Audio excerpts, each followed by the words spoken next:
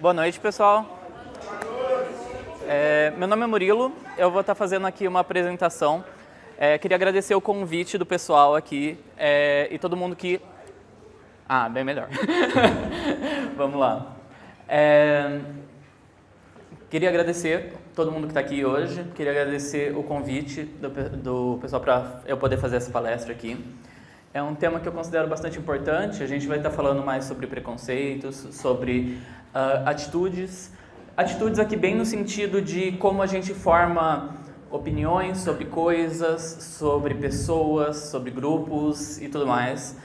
E fazer algumas considerações aqui hoje. Pode passar o slide. Uma apresentação muito rápida. Eu sou psicólogo, como eu já disse. Meu mestrado e a graduação foram mais ali na área estudando essa área. Então, não quero encher muito vocês com essa parte, mas só para vocês saberem um pouco de onde eu venho. Atualmente eu tenho estudado menos desse tema, mas é um tema que ainda é muito importante para mim. Considero muito bacana essa iniciativa aqui do pessoal de trazer o assunto. Pode passar. E a minha apresentação vai ter duas partes, basicamente. Vai ser uma primeira parte, onde a gente vai falar um pouquinho sobre como preconceitos muitas vezes vão sendo formados, desde a infância, na adolescência, às vezes na vida adulta. E depois pretendo propor uma breve reflexão sobre privilégios e por que é importante ensinar a questão do respeito à diversidade e os impactos que a gente tem quando a gente não deixa de fazer isso. Pode passar. Pode passar mais um. Eu quero contar uma história sobre esse fruto aqui. Alguém aqui conhece? Não?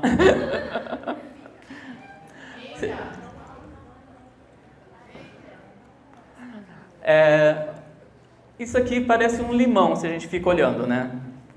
Então, pode passar o slide? Eu quero que vocês imaginem o seguinte. Imaginem que vocês ali...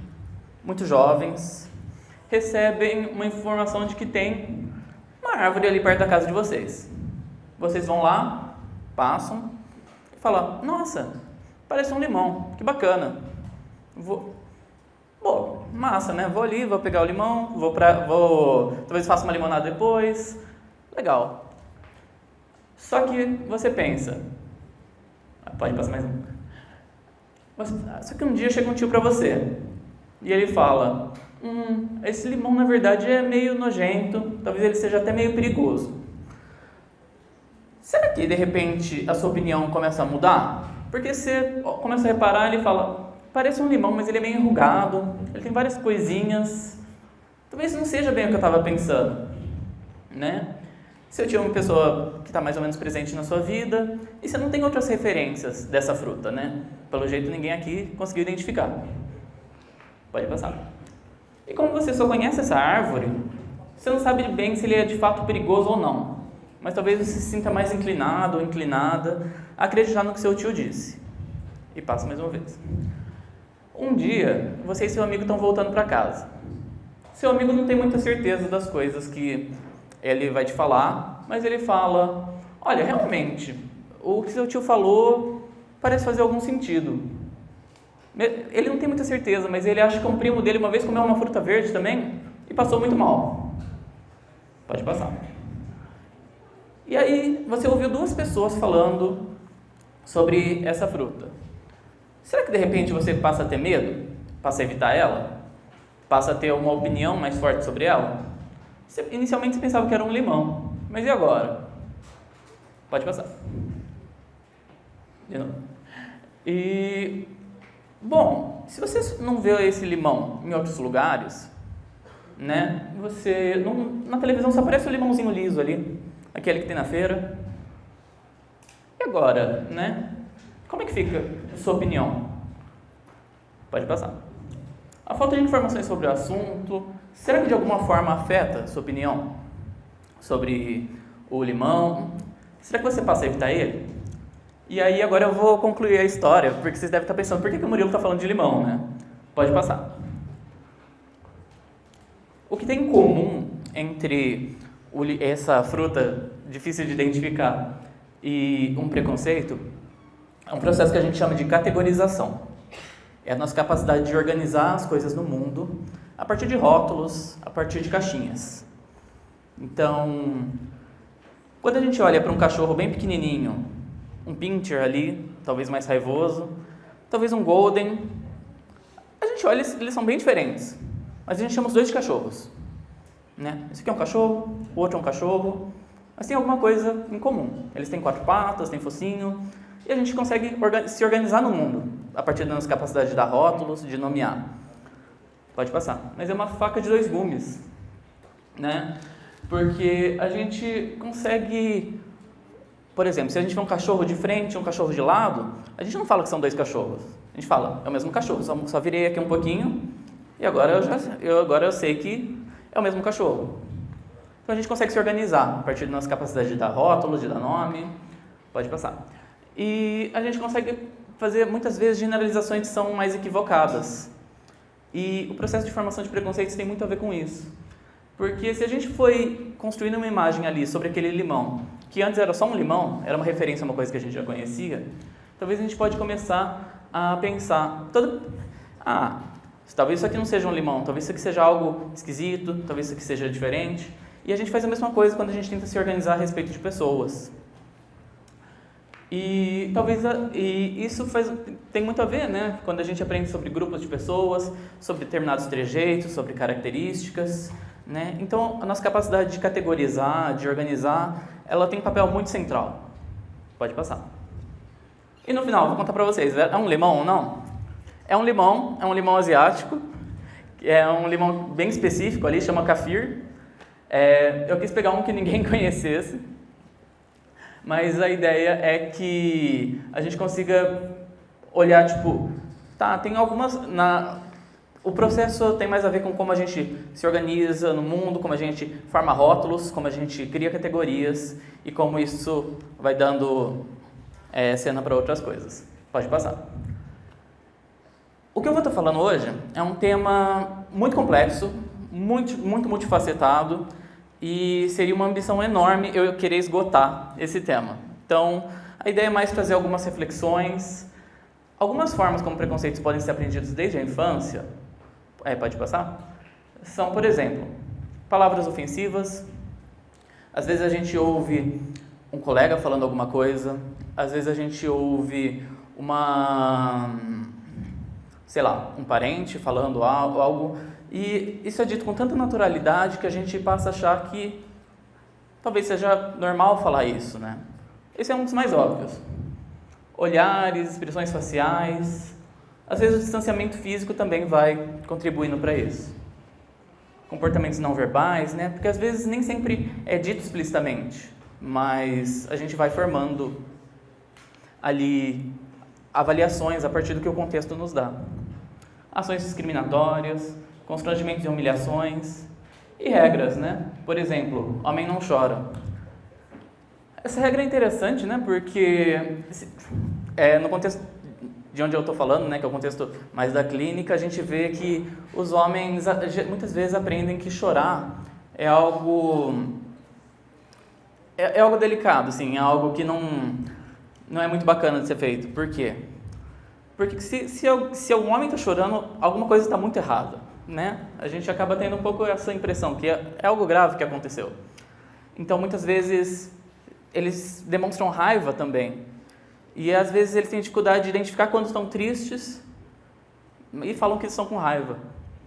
Com as meninas, muitas vezes é o contrário, né? A gente vê uma expressão de tristeza e menos vezes uma expressão de raiva. E isso tem muito a ver com o contexto cultural, com como a gente vai selecionando essas respostas. Pode passar. Uma forma bastante... que eu diria que é uma das principais, é a gente aprender com modelos. Então, uma simples observação pode fazer com que crianças, adolescentes e adultos aprendam diferentes coisas. Pode passar.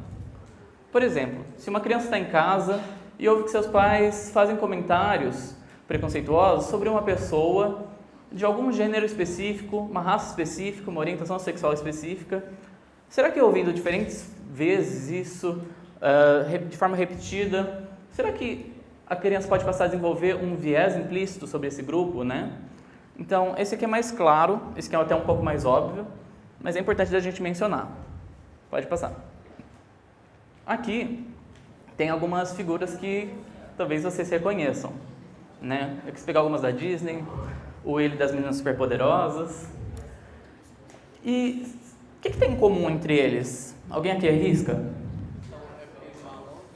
Hã? São vilões. E é interessante, né? Porque se eles estão sempre nesse lugar, que imagem que a gente passa a associar, né? Uma característica que pode parecer neutra, está sempre ali no lugar de crimes, de vilania, talvez de perversidade. Será que isso não pode começar a selecionar algumas respostas, como medo, nojo, quando uma pessoa vê esses grupos? De uma forma indireta mesmo, né? Talvez alguém passe a falar, nossa, eu sinto um desconforto quando eu vejo alguém com esse trejeito mais afeminado, mas eu não sei porquê. Então, essas coisas estão presentes aí, e às vezes a gente não sabe nem dizer como a gente aprendeu, né? Pode passar. Uma outra coisa que acontece muitas vezes é receber a aprovação de colegas, aprovação de família, quando você faz um comentário, talvez um comentário com algum teor, e você recebe a aprovação dos seus colegas, aprovação de alguma outra pessoa, e isso faz com que você faça mais vezes, porque você aprendeu ali, viu alguém fazendo, você fez o comentário, viu que você deduziu que o comentário vai ser bem aceito, né? Você recebe mais brincadeiras, o pessoal dá continuidade. Então, essa aprovação muitas vezes faz com que determinados comentários, determinadas palavras continuem circulando. Pode passar. Como eu falei, assim, essas brincadeiras vão acontecendo mais vezes. E muitas vezes, pais, professores, pessoas ali, numa posição de cuidado, podem acabar pensando, melhor não comentar nada. E isso faz com que o ambiente já vá ensinando determinadas coisas, né? O silêncio sobre determinados temas também acaba educando, nem sempre para melhor.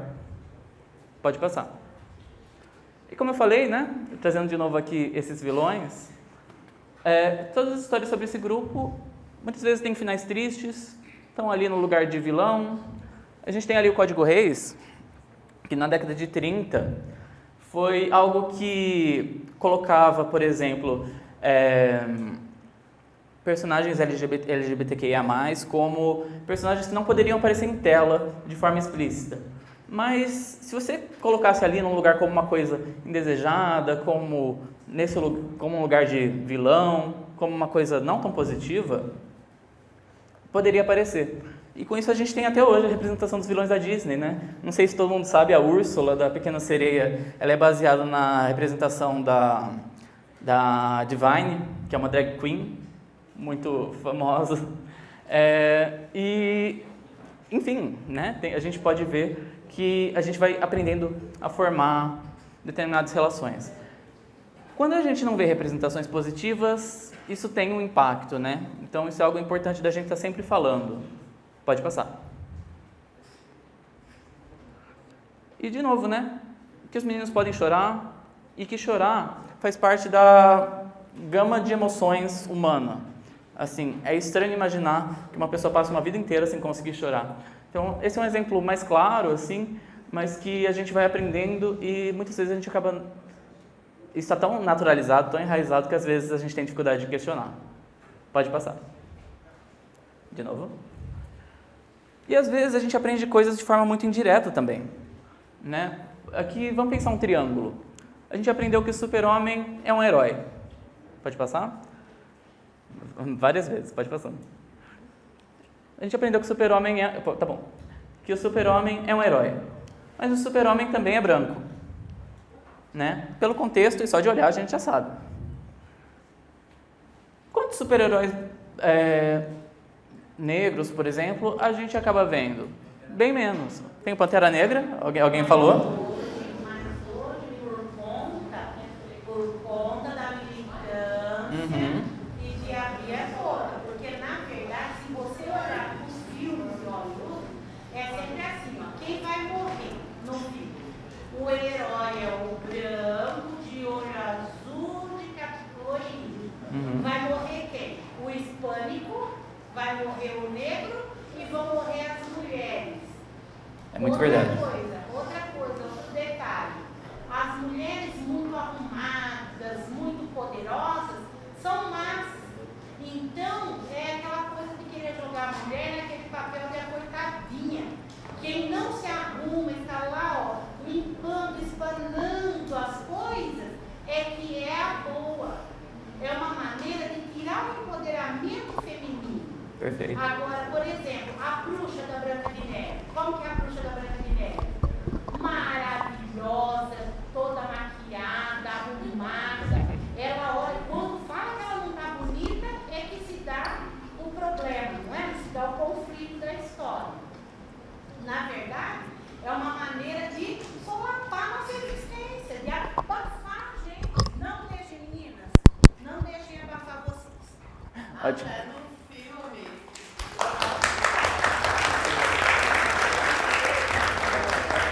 Perfeito. Alguém queria falar alguma coisa? Continuando na base do filme, as mulheres negras que se empoderam, normalmente no filme é aparecida como mulher de traficante, porque elas têm boca, porque elas vai de frente. Ou então, quase todos os filmes, você se vê algum negro no poder, é porque ele foi traficante ou ele já foi preso. Não vê nenhum negro que saiu da pobreza tranquilo, sem entrar na droga, sem entrar nos lados ruins da vida, para ir lá pro lado bom, para ir, vamos falar, ficar rico, sem entrar nos trabalhos ilícitos. É isso que a mídia quer mostrar. Não, né? perfeito. Eu acho que, assim, vocês duas trouxeram contribuições, assim, muito boas, assim. Porque, se vocês olharem aqui, os exemplos que eu trouxe, muitos aqui são mais relacionados à questão LGBTQIA+, que é, assim, o local de onde eu tenho mais familiaridade. Mas, assim, eu acho que é algo que afeta, de forma geral, né, e como vocês falaram, assim, eu acho que é algo que afeta vários grupos minoritários é uma palavra complicada, porque se juntar todo mundo é mais que a minoria, né? Mas que afeta todos esses grupos. Mas quase também não existe super-heroína feminina. Tirando só a Mulher Maravilha, que é a única que tem filme.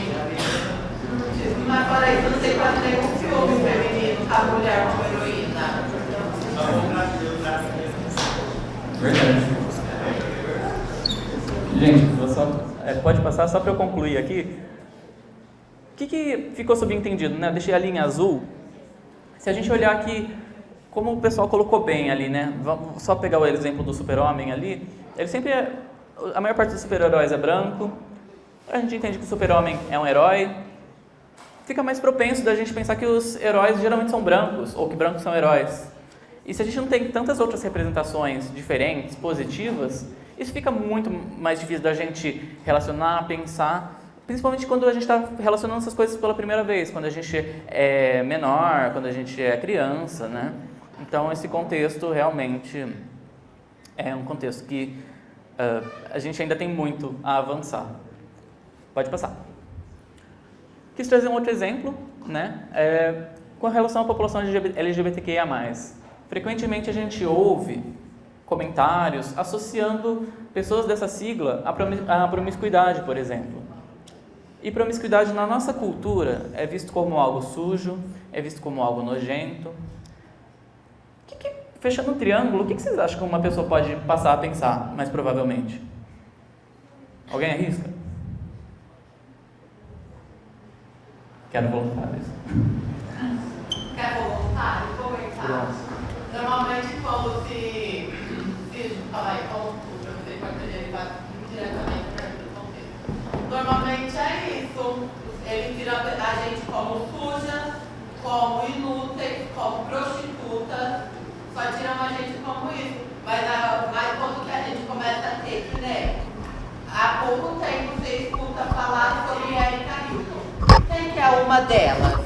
Aonde que é Erika Hilton? Da onde que veio? Agora se escuta falar sobre outras mulheres que tiveram o poder, o patriarcado, está lá faz um tempinho. Mas Quem é o pessoal LGBT que está começando a surgir agora? Para a sociedade no geral, LGBT estão começando a surgir agora porque estão criando força e voz.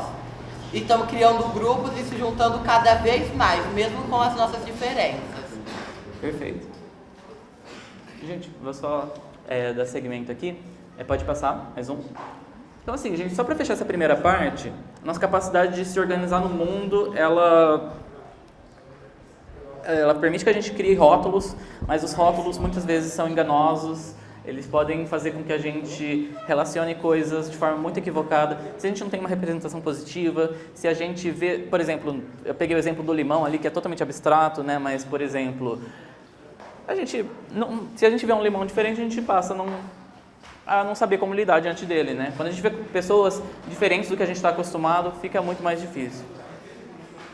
Pode passar. E por outro lado, quando a gente aprende essas categorias, a gente pode generalizar coisas que a gente aprendeu nesses contextos.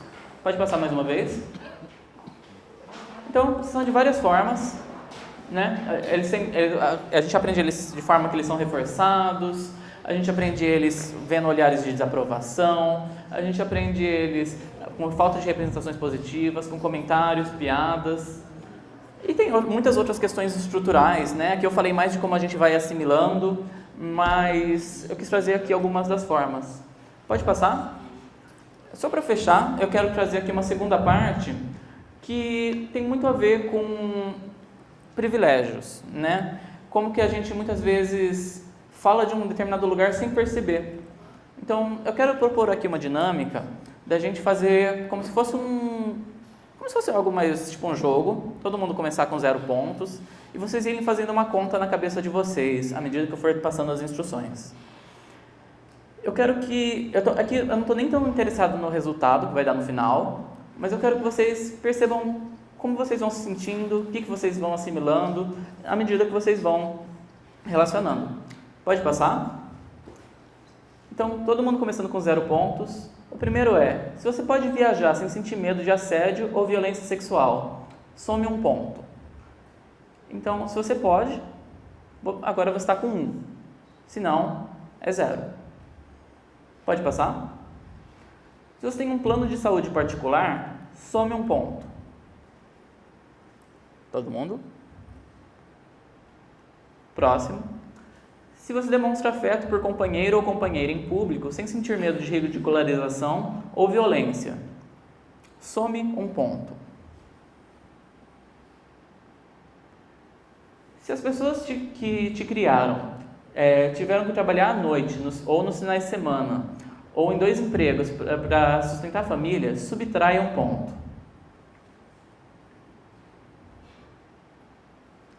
Se você já teve que escolher entre carreiras e ter filhos, subtrai 1 ponto. Se você nunca recebeu um diagnóstico de doença mental ou deficiência mental ou física, some 1 ponto.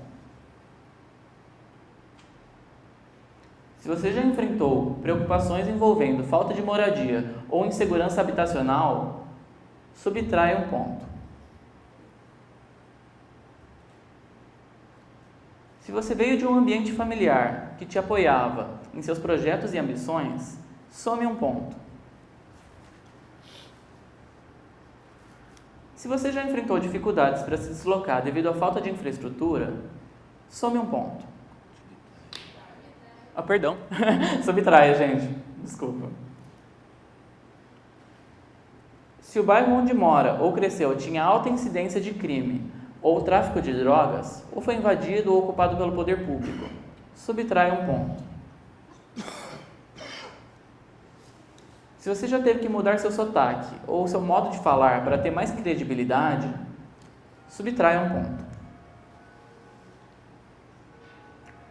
Se ao entrar casualmente em uma loja, nunca pensou que os seguranças do estabelecimento comercial estavam te seguindo, nesse caso some 1 ponto. Se você já viu sua orientação sexual sendo utilizada como xingamento, subtrai 1 ponto. Se você nunca pensou em qual banheiro você sentiria mais segurança, se você nunca teve que pensar isso, some 1 ponto. Se você encontra facilmente roupas para o seu tamanho, some um ponto. Se o seu comportamento, e em especial seus erros, raramente são atribuídos ao seu gênero, some um ponto. Se você nunca estudou em colégios particulares durante a maior parte da sua vida, some um ponto. E por fim, se você já precisou ajudar seus pais com as contas de casa, subtrai um ponto. Todo mundo fez a conta? Os resultados é para variar entre menos 9 e 9. Só que a ideia aqui não é tanto o número ou a gente colocar como se fosse um ranking de privilégios. A ideia não é essa. A ideia é pensar que o poder tem muito mais a ver com diferentes relações, diferentes características e que todos nós estamos querendo ou não estamos inseridos dentro disso, né? Às vezes a gente ouve uma fala do tipo, eu não tenho preconceito, mas dentro da estrutura que a gente está, dentro da cultura que a gente está, a gente não cresce dentro de uma redoma, então a gente não está imune a tanto privilégios como relações que a gente acaba fazendo de forma mais provável, como os exemplos que eu trouxe. Pode passar? A maior parte dessas coisas são coisas que você não pode escolher, inclusive. E nenhuma diz respeito à sua capacidade e seu valor.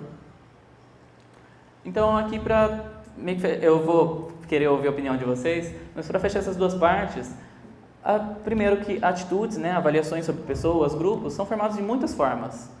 Por meio de experiências, influência social, cultura, educação, ambiente, e nossos privilégios ou a ausência deles nos afetam em diferentes áreas da vida, e que é importante a gente identificar e refletir sobre como eles afetam nossas perspectivas e oportunidades.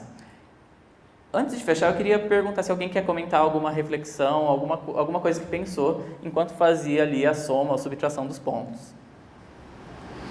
Eu sou professora da rede estadual e teve uma vez que eu pensei e falei com os alunos que eles estavam bagunçando com isso, eu estava tentando dar aula, né? Gente, eu tenho que ter respeito por vocês, porque eu não sei o que vocês passam em casa, no seu bairro, né? Não sei o que vocês passam, pode, zona de risco, né, naquele bairro, sei lá, ou dentro de casa mesmo, quantas crianças que eu ouço falar que teve algum abuso, sabe? E isso me corta o coração, então eu falo pra eles, você tem que ter respeito, porque eu não sei o que vocês passam em casa, né? É difícil, eu gostaria que todo mundo prestasse atenção, mas tem outras coisas mais urgentes. Coisas extra fora da escola, inclusive, né? Mais alguém? Perfeito. Pode passar? Gente, aqui está meu contato, se alguém quiser. Se alguém quiser fazer algum comentário, dúvida, também sigo à disposição. Queria novamente agradecer a todo mundo que está aqui e muito obrigado pela oportunidade.